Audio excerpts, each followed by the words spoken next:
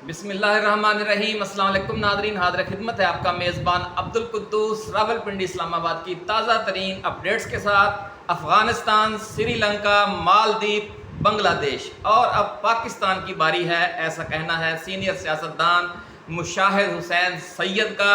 और पेंटागन से GHQ में कब फ़ोन कॉल आएगी आखिरी, जिसके बाद खेल ख़त्म हो जाएगा। बड़ी एक्सक्लूसिव वीडियो नाज़रीन आज हम आपके लिए लेकर आए हैं। भारतीय मीडिया चीख रहा है कि हमारे मुल्क के चारों तरफ ये क्या हो रहा है। पहले अफ़गानिस्तान में भारत नवाज अशरफ गनी हुकूमत का तख्ता उल्टा गया और तालिबान आ गए। फिर श्रीलंका में मुजाहरे हुए और भारत नवाज सदर को मुल्क से फरार होना पड़ा। और नई श्रीलंकन हुकूमत अब चीन की मदद से अपने मुआशी बहरान पर काबू पा चुकी है। इसके बाद नाज़रीन मालदीव के आम इंतखाबात में इंडिया आउट का नारा लगा और चीन नवाज मोहम्मद मोइज़ो नए सदर मुंतखब हो गए। और अब बांग्लादेश में भारत की कठपुतली हसीना वाजद का तख्ता उलट दिया गया है।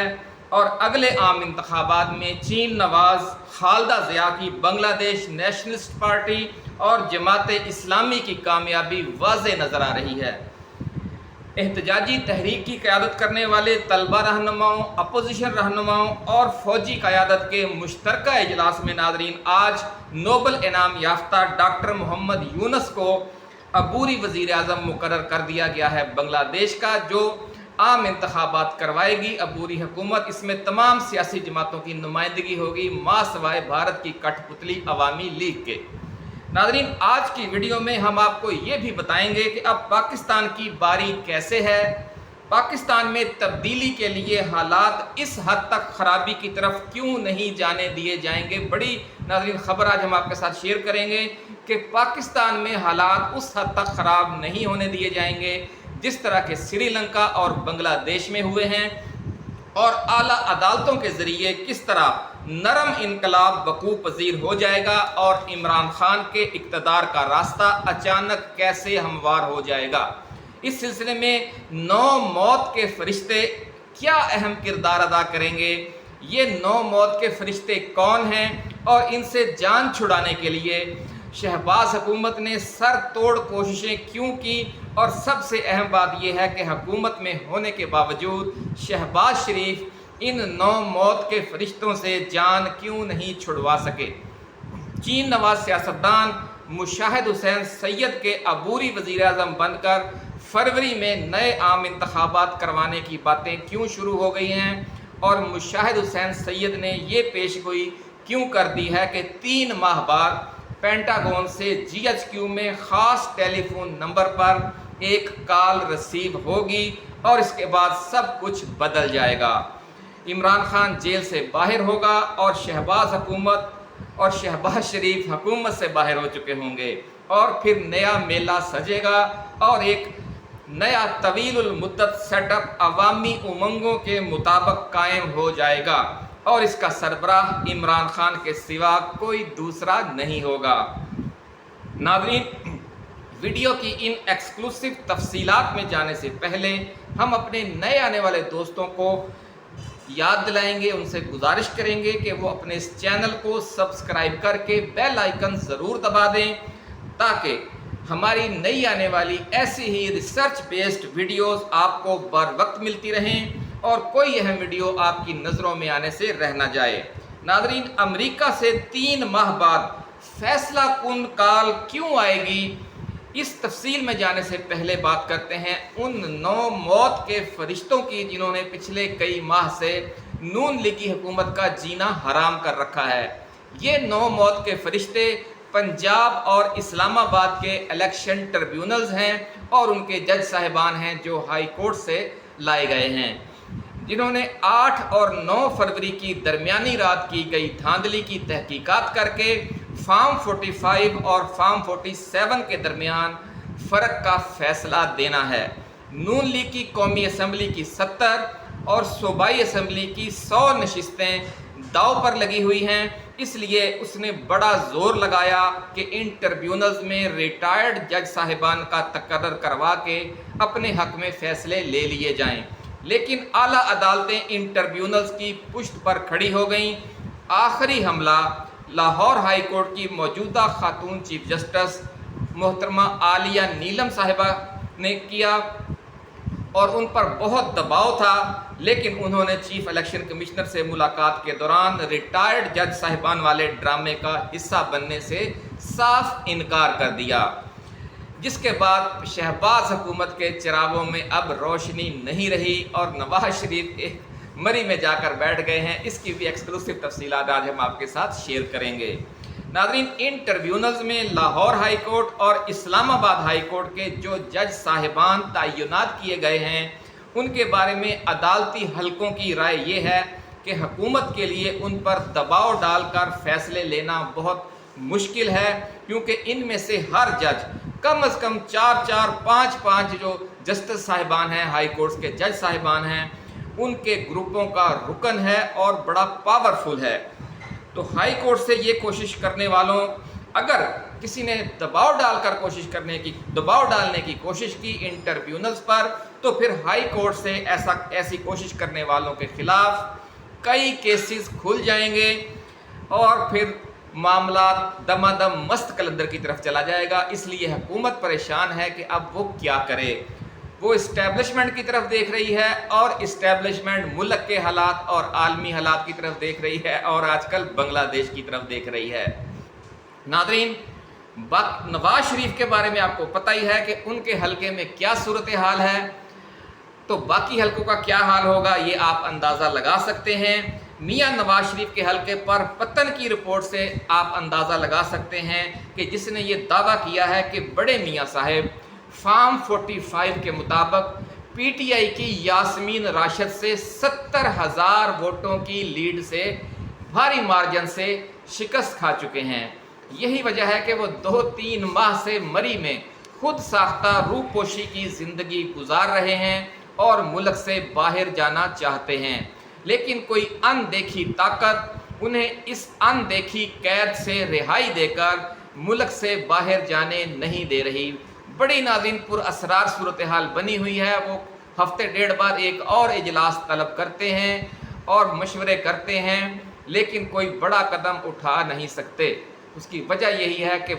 گو مگو کا شکار ہیں۔ ارادے باندھتا ہوں، سوچتا ہوں، توڑ دیتا ہوں، کہیں ایسا نہ ہو جائے، کہیں ویسا نہ ہو جائے، یہ صورتحال بنی پڑی ہے۔ ذرائع کا ناظرین یہ کہنا ہے کہ بنگلہ دیش کے حالیہ انقلاب کے دوران امریکہ اور برطانیہ کا رویہ اس بات کی عکاسی کر رہا ہے کہ شہباز حکومت پر عنقریب جب مشکل وقت آئے گا تو عالمی اسٹیبلشمنٹ اور ملکی اسٹیبلشمنٹ کا رویہ ایسا ہی ہوگا جیسا اس بار حسینہ واجد کو سامنا کرنا پڑا کہ کسی نے بھی ان کا ساتھ نہیں دیا۔ بنگلہ دیش میں جب عالمی اور ملکی اسٹیبلشمنٹ نے یہ دیکھا کہ حسینہ واجد کو عوام کی سپورٹ بالکل حاصل نہیں رہی، تو انہوں نے بھی اچانک وزیر اعظم حسینہ واجد کی سرپرستی سے ہاتھ کھینچ لیا اور حالت یہ ہوئی کہ وزیر اعظم ہاؤس میں ان کے لیے مرغی کا جو سالن پک رہا تھا، قورمہ، انہیں وہ آخری کھانا بھی نصیب نہیں ہوا اور نہ ہی الوداعی تقریر ریکارڈ کروانے کی اجازت دی گئی اور افراتفری میں انہیں گھر اور دفتر چھوڑ کر بھاگنا پڑا، اور وہ کھانا جو پھر مظاہرین نے آ کر کھایا اور وزیر اعظم ہاؤس کا سارا سامان بھی جو احتجاج کرنے والے تھے وہ لوٹ کر لے گئے۔ ناظرین، میاں محمد نواز شریف چونکہ موجودہ اتحادی حکومت کے سب سے جہاں دیدہ سیاستدان ہیں، اس لیے انہوں نے یہ بو بہت پہلے محسوس کر لی تھی کہ پورے خطے میں کیا ہونے جا رہا ہے اور پھر پاکستان میں کیا ہو سکتا ہے، اور یہ کہ خطے میں پاکستان کے دوست ممالک چین، سعودی عرب، قطر، متحدہ عرب امارات کی طرف سے ان کی حکومت کی نہ کوئی معاشی مدد کی جا رہی ہے اور نہ ہی وہاں سے کوئی سرمایہ کاری آ رہی ہے، سی پیک بھی رکا پڑا ہے۔ یہ سب کچھ بلا وجہ تو نہیں ہے، وہ سب کچھ دیکھ رہے تھے لیکن خاموش تھے کیونکہ بے بس ہیں۔ یہی وجہ ہے ناظرین کہ وہ 1 ماہ پہلے شہباز شریف کو استعفیٰ دینے کا مشورہ دے چکے ہیں، لیکن شہباز شریف نے یہ استعفیٰ نہیں مانا اور وہ آخری سانس تک امید برقرار رکھنا چاہتے ہیں۔ اور نواز شریف کی یہ صورتحال ہے کہ وہ ساری بو سونگ کر خود انہوں نے 1 ماہ پہلے بیرون ملک جانے کا عندیہ دیا، لیکن انہیں جانے نہیں دیا گیا، لیکن اب بھی وہ یہ چاہتے ہیں کہ وہ علاج کے لیے بیرون ملک چلے جائیں، ایسا کہنا ہے ذرائع کا۔ لیکن جو ان کے بھائی ہیں وزیر اعظم پاکستان اور صاحبزادی ہیں محترمہ مریم نواز شریف صاحبہ وزیر اعلیٰ پنجاب، وہ انہیں نہیں جانے دے رہے۔ ناظرین، پاکستان جو ہے نا، یہ نہ افغانستان ہے، نہ سری لنکا ہے، نہ مالدیپ ہے اور نہ ہی بنگلہ دیش ہے۔ یہ بات سمجھنے کی ہے۔ یہ ایک ایٹمی طاقت ہے، اس کی مسلح افواج دنیا کی ایک طاقتور پیشہ ورانہ فوج ہے، اس کی انٹیلیجنس ایجنسیاں اور اس کی جو فوج ہے وہ کئی عالمی پراکسی وارز لڑنے کا تجربہ رکھتی ہیں۔ دنیا کے بہت سے جو عسکریت پسند گروپ ہیں ان کے ساتھ اس فوج کے رابطے ہیں پچھلے 40-50 سال سے، اور سب سے بڑھ کر یہ کہ پاکستان کی جیو اسٹریٹجک پوزیشن ایسی ہے کہ پاکستان میں اگر انقلاب آتا ہے تو پورے خطے میں امریکہ کا غلبہ متاثر ہو جائے گا۔ اس لیے یہ کہا جا رہا ہے کہ امریکہ پاکستان میں عوامی انقلاب کے مرحلے تک معاملات جانے ہی نہیں دے گا، اور اس سے پہلے ہی تبدیلی کا راستہ دے کر موت کی بجائے بیماری قبول کر لینے والے فارمولے پر عمل کرے گا۔ موت کو آپ یوں سمجھے کہ ایک مکمل انقلاب جیسا کہ ایران اور افغانستان میں آیا، اور بیماری یوں سمجھ لیں کہ جیسی صورتحال بنگلہ دیش میں ہے کہ راستہ دے دیا گیا اپوزیشن کو حکومت میں آنے کا۔ یہ صورتحال ہے جو ذرائع کہہ رہے ہیں۔ ناظرین، 5 نومبر کو امریکہ کے صدارتی الیکشن میں اب ٹرمپ کی کامیابی یقینی نظر آ رہی ہے، اس لیے امریکی اسٹیبلشمنٹ یہ کام اب ٹرمپ سے کروائے گی، ایسا کہنا ہے جہاں دیدہ حلقوں کا، تاکہ اگلے 4 سال پاکستان کے نئے وزیر اعظم عمران خان کے ساتھ ٹرمپ کی ہم آہنگی ایک احسان سے شروع ہو، ایک ذاتی احسان، ایک پارٹی پر احسان کہ کس طرح امریکی حکومت نے اس جو جنجال پورا ہے اس سے پی ٹی آئی کی اور عمران خان کی جان چھڑوائی۔